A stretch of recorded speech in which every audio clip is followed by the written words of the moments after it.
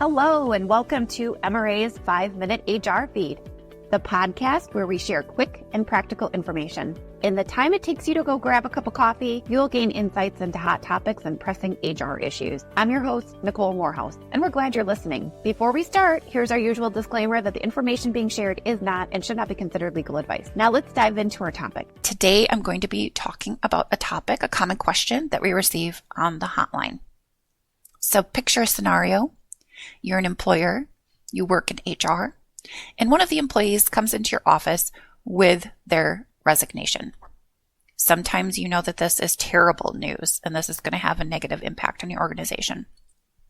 Sometimes it might be great news, either for personal circumstances specific to that employee or for business reasons.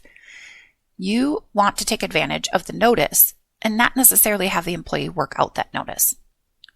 There are several things that you need to think about, and I'm going to talk about those things at a high level. Before you cut a notice short, think of these things. First, are you an at-will employer? If so, the employment relationship generally can be terminated at any time by either party. But if the employment relationship is not at-will and there's any contractual component, you may need to seek counsel to make sure that you don't breach any of those contractual requirements. Next, do you have a company policy? Have you established a precedent or past practice that, for consistency purposes, would be dangerous to deviate from? Check your company policy, check past practice, find out what others have done in the past in these sort of situations. Oftentimes, separation, resignation, termination policies ask for a specific amount of notice as a contingency for specific benefits and trade. So, for example, we commonly see employers ask for a 2-week notice in order for the employee to be paid out any unused accrued vacation. Make sure these contingencies are legal. Make sure they're permitted by municipal, county, state, and federal laws.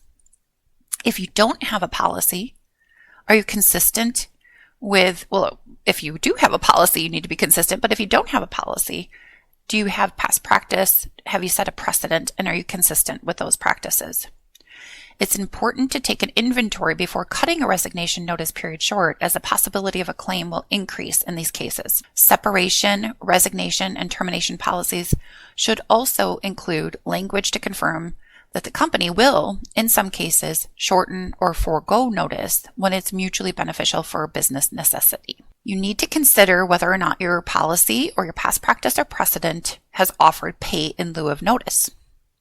If pay in lieu of notice is not provided, shortening the notice will be considered generally as an involuntary separation of employment because the employer is deciding when employment ends, not the employee.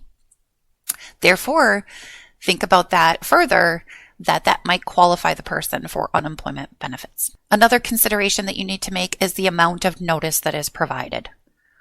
Fortunately, we have some great employees out there that will give us ample notice that they're leaving their position with us. And so that advance notice is often very, very beneficial. But that doesn't necessarily mean that that's the notice period, right? So referring back to your policy, always a good idea to have a policy. So some employees will provide more notice than is expected or stated in the company policy. Ensure that policy covers these situations, referencing which of the days and or weeks expected for notice will be considered the notice period for the purposes of meeting any of those benefit contingencies like vacation payout that I mentioned earlier. Also consider payment of any wages. So in most jurisdictions, if an employee is not working, they're not required to be paid, right? They're not performing work. So very clear for non-exempt employees, hourly employees, non-exempt employees under the FLSA, payment is only required for hours worked.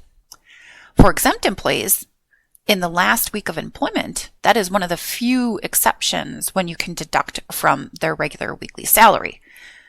So there is the ability to cut that time short, but even if it is not required, an employer may decide to compensate the employee for their notice period, like we talked about earlier with pay in lieu of notice. Make sure, again, you are checking if you're complying with all of the legal requirements in terms of municipal, county, state, and federal laws where the employee works before determining if you're going to compensate or not compensate during the notice period. Lastly, and not to be understated, is the impression this is going to have on your workforce. If an employer starts to decline notice periods, cut them short, any of your existing workforce is going to see that as problematic, right? So they are going to see that as the employer not making good on their end of a policy or past practice. So if you want the employee to give 2 weeks notice and then you cut that week notice short, you're not living up to your end of the bargain in terms of being able to mutually part ways over that notice period. Employees may choose to forego providing notice in those cases to ensure that they're going to be paid until the last day that they want to work. And so you may see a decline in the notice period being fulfilled or given. Treating employees who are exiting from the organization in a respectful manner may help to reduce the risk of complaints or claims filed against the employer. And it also obviously will help create a more favorable reputation. With that said, we know that there are very unique circumstances where an employer, out of business necessity or very individual circumstances with that particular employee, do want to consider cutting the notice period short. That's why we thought we would provide this guidance to you today. Hopefully this episode has been helpful for you. We look forward to you joining us on future episodes. Thank you for joining us today, and we'll see you next time. Thank you for listening to MRA's 5-Minute HR Feed. Be sure to follow and connect with us for more podcasts and updates.